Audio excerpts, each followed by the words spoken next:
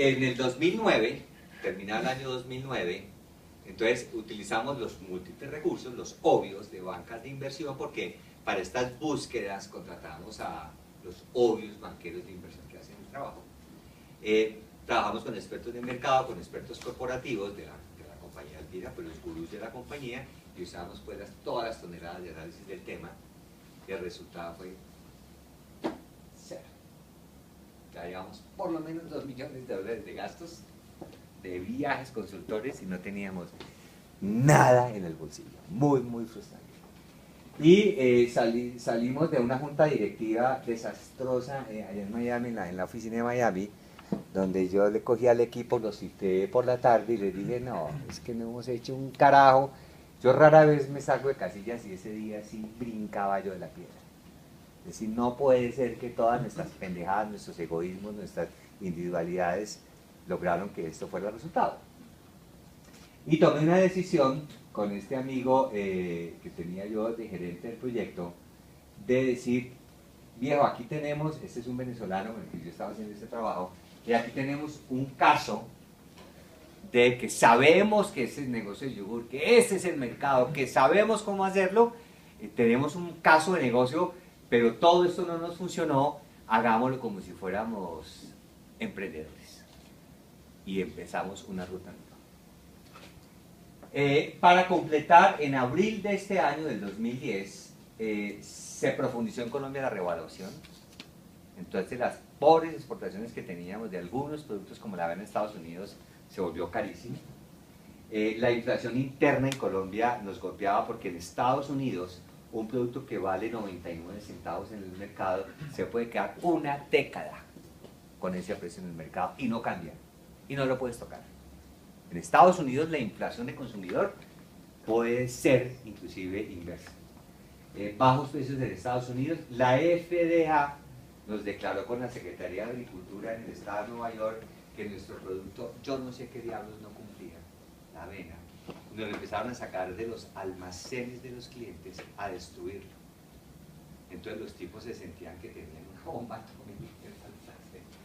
Entonces pues, las ventas se nos vinieron, de lo poco que lográbamos exportar se vinieron abajo, y esto fue un desastre. O sea, el mundo en USA se acabó.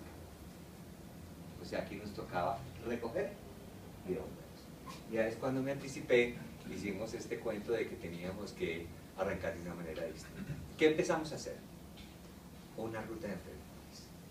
Esto implicó que yo establecí un equipo comando en la compañía que no tenía nada que ver con el corporativo, pero nada que ver con el corporativo. O sea, con el gurú de mercadeo, el gurú de manufactura, estos caballeros tan expertos. Yo decía, viejos, les queda por ahora cancelada la visa a Estados Unidos, por lo menos para ir a trabajar al proyecto. Y creamos un nuevo modelo adaptativo al mercado, fijamos unas nuevas reglas. Yo fui a la Junta y dije, voy a rearrancar este negocio, en virtud a que a ustedes nada les parece, porque todo lo que les proponíamos no les gustaba. Arrancamos fijamos unas nuevas reglas y empezamos a trabajar con este personaje. Este personaje lo conocí yo en MIT, en una conferencia que yo fui y me impactó. Y este personaje, Sergio Siman, fue por muchos años gurú de marketing de Coca-Cola Company. Este es un mexicano muy poderoso y tiene una consultora de marketing en Estados Unidos. Entonces dije, definitivamente el director de marketing de la organización no me sirve, y fuimos a hablar con este personaje. O sea, empezamos a usar recursos diferentes. Miramos también nuevas competencias. Todo el entendimiento que teníamos de consumidor en Colombia no aplicaba para Estados Unidos. No tenía nada que ver. Aquí la marca Alpina tiene unos drivers de cercanía, familiaridad, apetitosidad, gusto, hay orgullo. Y te decía, aquí quisiera trabajar en Alpina. En Estados Unidos Alpina no es nadie, absolutamente una marca desconocida. Y conseguimos a este consultor, este señor se llama Clotaire Rapal. Este es un francés psiquiatra que lleva unos 30 años viviendo en los Estados Unidos de Norteamérica y escribió un libro fantástico en el cual ilustra por lo menos 3 casos: el caso de Folgers, el caso de Nestlé y el caso de Jeep. y es un libro que se llama El Código Cultural. Este psiquiatra encontró que los seres humanos tienen, no descubrió, simplemente aplicó, que los seres humanos tienen 3 tipologías de cerebro. Creo que muchos lo han escuchado ustedes, que es el cerebro básico, el lagarto, el cerebro primario, está el racional, está el de las emociones, y que todas las decisiones de un ser humano, por lo menos en lo comercial, en este tipo de cosas, las toma el cerebro básico, el reptiliano, y más en los temas de alimentación. Devolviéndome a estos temas, él hablaba, por ejemplo, en la conferencia, y después trabajamos muchos meses con él, por ejemplo, Jeep. A Jeep se le cayeron dramáticamente las ventas, y lo llamaron a él, a ver qué estaba pasando con las ventas del producto, de este producto en particular, que se llama, se me olvidó cómo se llama este camperito de ellos, el Wrangler o algo así, que se han caído las ventas. Él hizo todo un entendimiento y encontró que este producto está asociado en Estados Unidos a la libertad asociada al caballo, y en Europa está también como concepto de libertad asociada a la llegada de los aliados que reconquistaron a Europa y la salvaron del nazismo. Entonces hay un concepto de libertad, pero en Estados Unidos se expresa con el caballo, que es el caballo en el oeste, libre, el caballo pinto, y encontraron que al carro le habían cambiado las farolas en un modernismo por cuadradas, y la gente dijo, yo, eso no es un caballo. ¿Quién lo dijo? El cerebro reptiliano. Y se cayeron al menos de la mitad las ventas. Le volvió a ponerle las farolas redondas por el hallazgo de este personaje, y otra vez se volvió un hit en ventas este producto. Cosas, eso es código cultural. Y trabajamos, hicimos más o menos unas 300 sesiones de encontrar al ama de casa norteamericana, a la gorda norteamericana, desgreñada en chores, ¿sí? ¿Qué es yogur y por qué compra el yogur y qué espera el yogur? Hicimos toda una cantidad de sesiones. Yo me aburrí de estar en esas sesiones, era una hipnosis como colectiva, y al final había un proceso que al final él lograba contactar ese cerebro reptiliano y sacaba los insights, realmente lo que el cerebro implicaba en eso. El caso de Nestlé es un caso de por qué los japoneses no tomaban café, y el problema es que los japoneses se educaron con té. Entonces, esto fue uno de los primeros casos de código cultural de Rapal, y empezaron a generar entonces chocolate y muchos productos de Nestlé con sabor a café para los niños. Entonces tuvieron que educar el paladar infantil, y 15 años después las ventas de café en adultos se volvieron muy importantes en el negocio del café en Japón, porque crearon la impronta, porque el cerebro reptiliano recibe improntas. Esos recuerdos de infancia, la comida de la abuela, de lo que olía a mi casa, de cómo hay una cantidad de cosas que impactan en el reptiliano, que son las que toman las decisiones, y todo esto lo estuvimos trabajando para crear este proyecto en los Estados Unidos. Entonces fijamos nuevas reglas, trabajamos recursos distintos y nuevas competencias para conocer al consumidor, e hicimos un equipo pequeño, éramos 7 personas. 7 personas, había un holandés, un australiano, un surafricano, un venezolano, un peruano, yo como colombiano, y teníamos un gringo y una niña de California. Éramos en un equipo muy pequeño haciendo el caso del emprendimiento. Equipo totalmente empoderado, o sea, carta blanca para todo, presupuesto pequeño, pero no había procedimiento de compañía. No había que hacer recorrer firmas, ni ver autorizaciones, ni había junta directiva, ni había nada. Esas reglas las cambiamos para este proyecto. Y montamos el caso de negocio como si fuéramos un grupo como ustedes. Una primera decisión muy importante era qué mercado queríamos. Si queríamos el mercado hispano, o sea que íbamos a tener que sacar el yogur de papaya, yogur de maracuyá, y meternos en la hispanidad, que eso era lo que típicamente nos estaba sugiriendo los gerentes del mercado de Colombia en esta propuesta gringa, lo típico, ¿no? Lo que uno sabe hacer. Entonces decía, o nos íbamos por el mercado general, estamos hablando del mainstream, que es el mercado ancho de los Estados Unidos, y tomamos la decisión que nos íbamos por el mainstream, o sea que no íbamos a vender yogur de mora en Estados Unidos. Ustedes no saben lo que la mora amarga colombiana le produce a un gringo. El gringo tiene asociado a que la mora, esos berries del bosque americano son súper dulces, y las moras colombianas son para estremecerse en el vacío. Julián, el enfoque, dices, al mercado hispano era porque Alpina manejaba el producto, o sea, las características de ese tipo de producto. No, es un mercado, es pinche mercado. Es que el mercado hispano es muy chiquitico. ¿Por qué es chiquitico? Si bien hay 50 millones de hispanos en los Estados Unidos. Pero era entonces porque cuando el equipo, es algo que no quiero, porque tú acabas de decir claramente el mercado general era mucho más del mercado hispano. Y la tendencia que el equipo de mercadeo decía, vámonos por el hispano. Porque era básicamente... Porque, miren, hoy en día en Ramo yo los veo, los de Ramo quieren llevar el chocorramo a Estados Unidos. Y digo, no puede ser. Primero descubramos si el chocorramo le gusta a un gringo. Porque si lo vas a exportar y vas a montar una fábrica de chocorramo para pinches 300.000 compatriotas, ¿sí? Eso no funciona. Eso no funciona. Y como es un producto de una frescura increíble, el chocorramo tiene 20 días de vida útil, eso no aguanta, ni exportación ni nada. Es muy complicado. Entonces había que pegarle al mercado grande, grande. Ahí sí, pegar al mercado grande para tener el 1 o 2%, lo que fuera, pero el mercado grande, ¿no? El mercado grande. Hay mucho romanticismo en que el arequipe, un gringo ve el arequipe y se vomita de la cosa tan dulce y tan maluca y tan horrible, no le gusta. No le gusta. De hecho, le gusta el sabor del dulce de leche, pero muy reducido. O sea, nunca con esa intensidad. ¿Cómo? Correcto. Y como se nos cayó todo el negocio de exportación por el tema de que el secretario de Cultura nos mató el producto colombiano por no cumplimiento de cosas que se inventaron ellos. Obviamente era la competencia del productor americano haciéndonos la guerra para que no entráramos. Entonces generamos maquila, que Alpina jamás en su vida había maquilado un producto con nadie. Porque Alpina solo cree que lo que hace Alpina es lo que está bien hecho, como pasa en tantas compañías nuestras. Hicimos maquila de avena, de yogur líquido, de queso de queso y de buñuelos. Y lo montamos en 6 meses. Obviamente, si nos íbamos con toda la parafernalia de los equipos de Sopó, de los cuales ni 2 hablaban español e inglés, no íbamos a avanzar 1 kilómetro.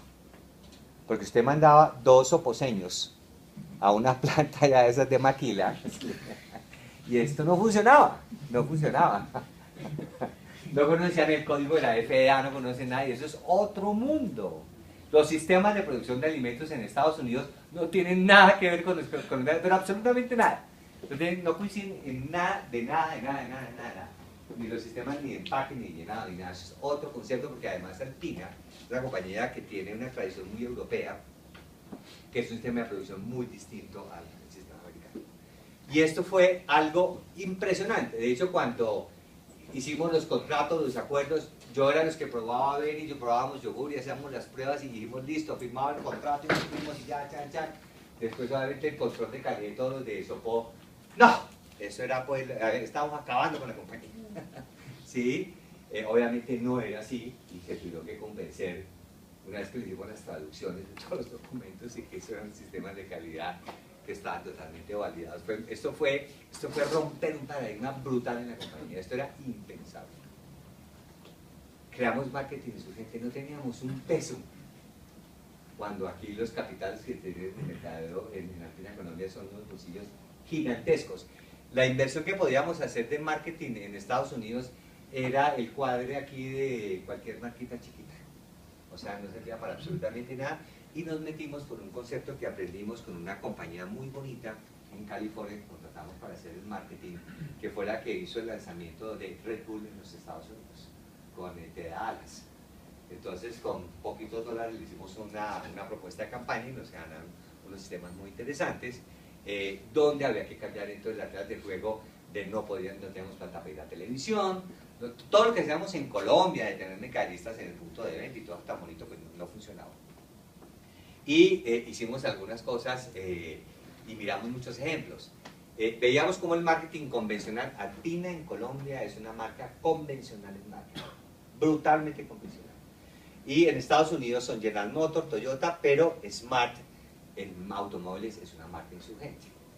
Si algún día tienen tiempo de saber qué es insurgencia en marketing, vean estos temas. Hay que mirar cómo es la publicidad de Smart y cómo es la publicidad de Chevrolet. Ahí se da uno cuenta del cambio tan dramático. Cómo es Coca-Cola y cómo es Red Bull.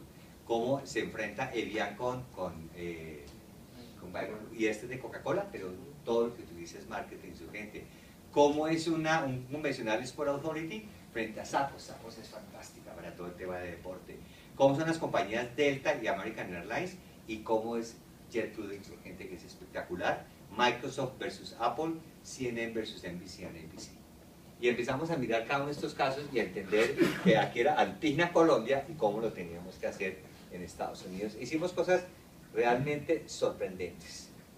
Encontrábamos, cuando veíamos la publicidad con esta agencia de los Estados Unidos, que la pauta de los amigos de Breyers, que era la tercera marca del mercado, que la pauta de Danone, que la pauta de Yoplait, si ustedes ven, es el mismo concepto. Una señora bonita, rubia, sonriente, o sea, una muy buena ama de casa. O sea, la publicidad era igual. O sea, no había nada, era publicidad totalmente de la conveniente y mucho enfoque en lo orgánico. Ya empezábamos a ver en el 2010 que orgánico, y me decía, ¿qué es eso? Yo les conté, yo fui a Whole Foods a ver si nos codificaban y yo, cuando me hicieron todas las preguntas de orgánico y natural, como les hizo ya a ustedes, me fue peor. Me fue peor. Sí. De modo que... Pero ustedes lo hicieron muy mal, quiero aclarar. Y empezamos a hacer cosas interesantes. Hubo una maratón en Miami, una media maratón. La noche anterior estábamos lanzando la avena hecha en Estados Unidos en un empaque diferente y todo el cuento. Entonces nos adueñamos de la maratón colocando esta es la niña Wendy's, la de las hamburguesas, diciendo que comer Wendy's pues, no te da energía y que la avena sí, que partimos avena, nos adueñamos de esto. Empezamos a hacer unas páginas web diferentes a las de Colombia. Hicimos una cosa increíble. Hubo un gran evento de béisbol en los Estados Unidos y a la salida del metro en Nueva York empezamos a regalar gorras y abanicos con la marca Avena de Alpina. Gorras y abanicos, miles. Cuando filmaron el estadio, eso parecía el evento patrocinado por Alpina. A donde la cámara volteaba había gente con gorra de Alpina, con abanico de Alpina.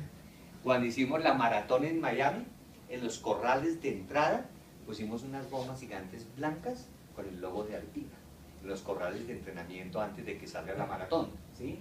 Entonces toda la filmación de la maratón era Alpina, en la calle, en el recorrido, en la acera, todo lo marcamos con Alpina.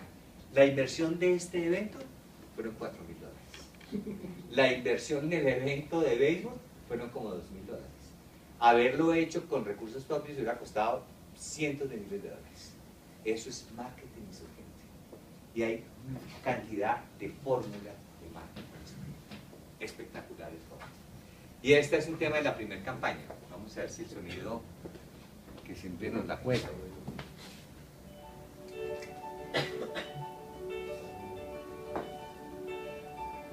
Alpina is South America's largest dairy, with almost $800 million a year in business, but virtually no presence in the United States.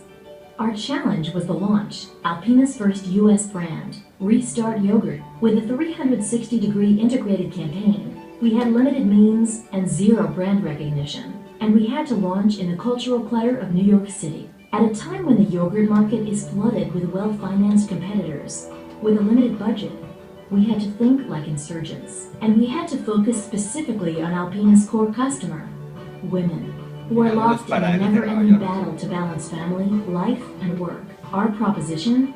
To get her closer to becoming her ideal self.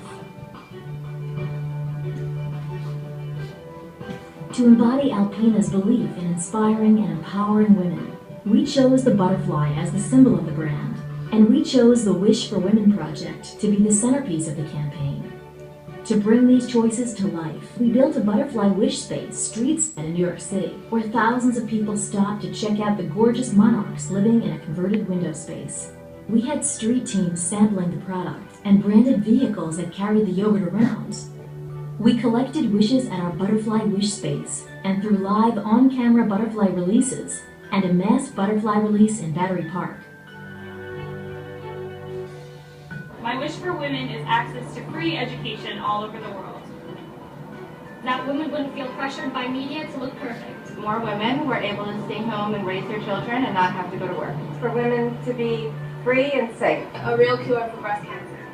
That they would understand the awesome responsibility to become a mother. No more PMS. I wish for women's equality. If the man is making 40, we should be making 50. That's not equality. It's our turn now. And I wish for women to embrace their inner strength and empower their youth.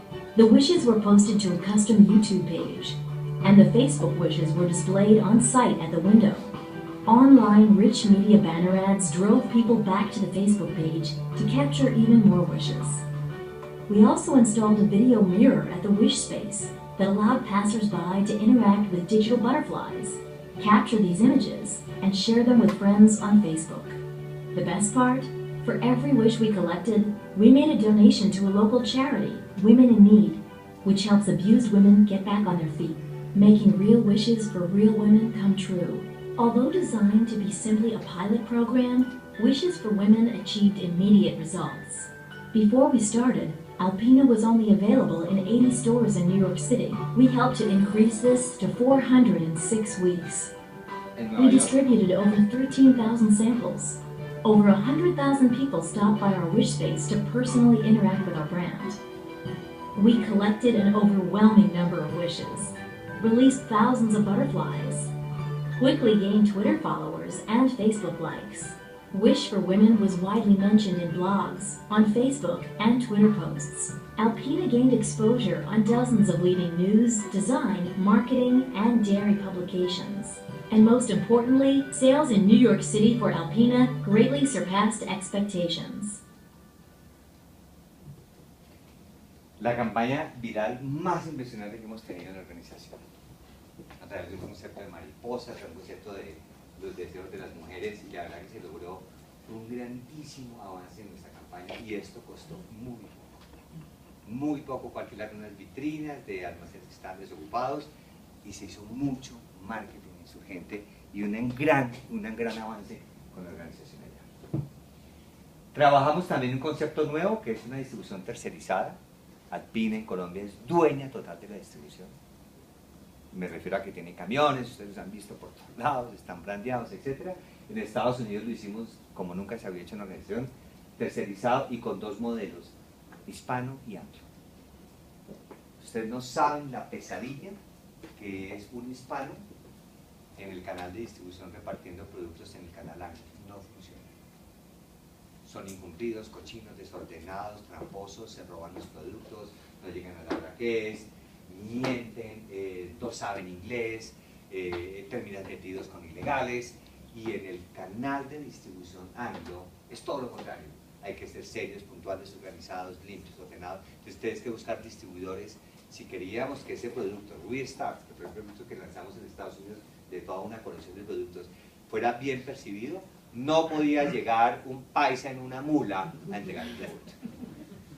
Mientras que los productos como avena, arequipe y eso, que ya los estábamos fabricando en Estados Unidos, sí tenía que ir con el paisa mentiroso en Queens a convencer a la gorda que le decía, mami, cómprame el yogur, ¿sí?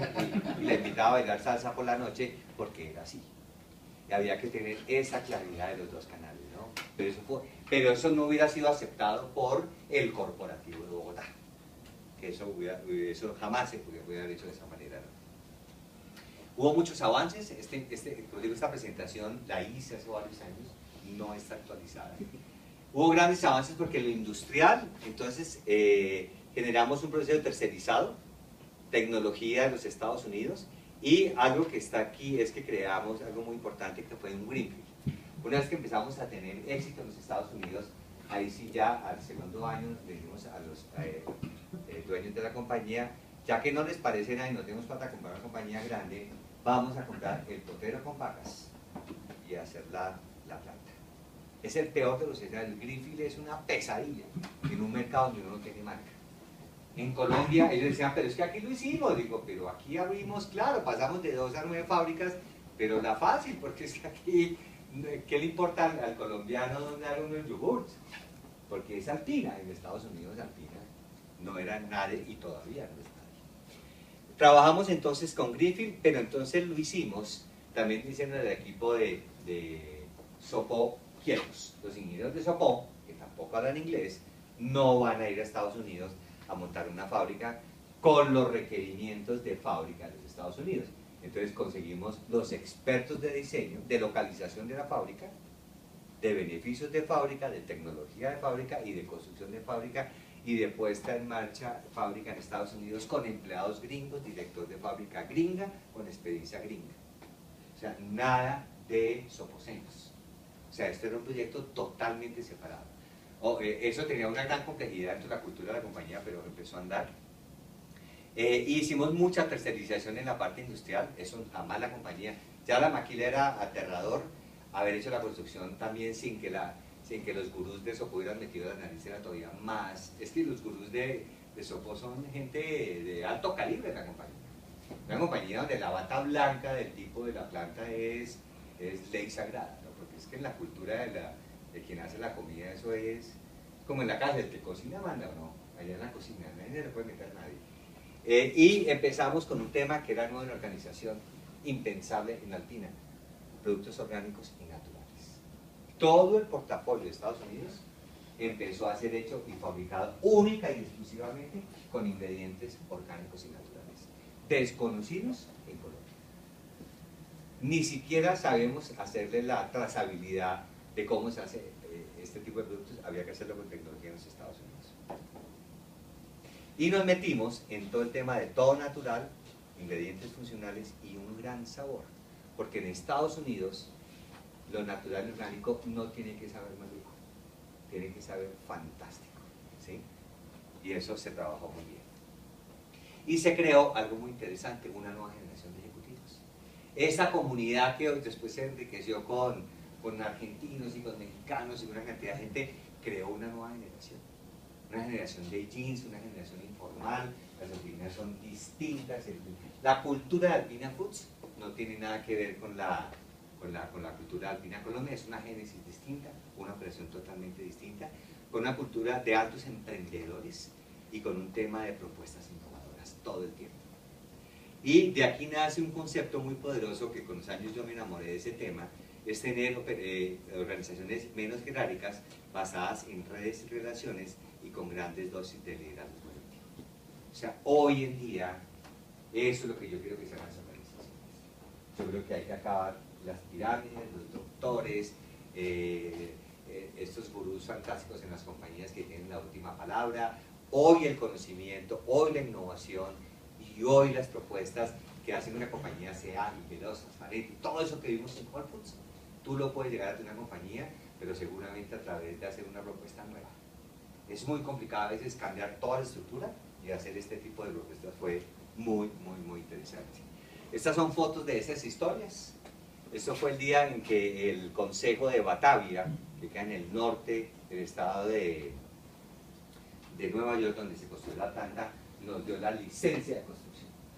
Ese día yo tuve que presentar durante hora y media, como si fuera uno de ustedes, un ingeniero que no lo sabe, defendiendo un proyecto de cómo hacer una fábrica, obviamente debidamente entrenado por los arquitectos e ingenieros de Chicago, para hacer, este es el venezolano gerente de la operación allá. Este fue el día que después hicimos la primera pala, ¿cómo se llama? La primera piedra. El día que descapotamos, esto fueron visitas durante la construcción, este fue ya la inauguración, que fue con la gobernadora del estado de Nueva York y altas autoridades pues allá de Rochester y de toda esa zona, y este fue el equipo con que arrancamos el proceso allá en los Estados Unidos, en la planta en Nueva York. Esto fue al final ya el proyecto. Esta planta se inauguró hace 2 años. Ya sé que abrieron la segunda línea de producción. La planta quedó para 2 líneas. O sea que va bastante bien y la planta es expandible a 10 líneas. De modo que tiene una modalidad muy interesante. Perdón, introduzco este video. De las partes más complicadas de cuando salí con el rabo entre las patas de la reunión en Whole Foods, era poderle dar a entender a una compañía en los Estados Unidos quién es Alpina. Aquí en Colombia es fácil, uno entrega la tarjeta y bueno, eso es fácil.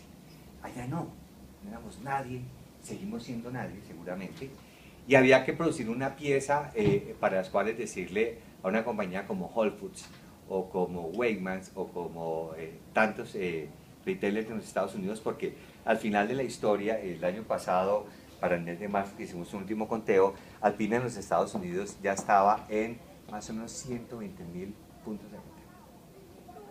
Eso ha sido, y creamos piezas de decir quiénes somos, y creamos este tipo de comunicaciones, de contarles a un comprador en un supermercado de Estados Unidos, hey, ven, te cuento quién soy yo.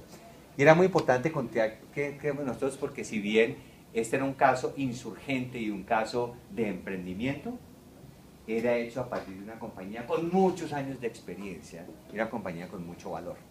Y una compañía que además tenía que exhibir banderas de tradición industrial, diciendo que obviamente sí estamos en Colombia, que no es fácil ir a decirlo, porque para el norteamericano ellos aseguran, no necesariamente es cierto, de que su práctica de producción alimenticia es la práctica más segura del planeta. Entonces creen que la práctica europea, y menos de un país emergente, pudiera garantizarles a ellos seguridad alimentaria. Entonces había que hacer esta presentación, y este video fue muy divertido porque lo hicimos, y este video nos abrió muchas puertas en los Estados Unidos.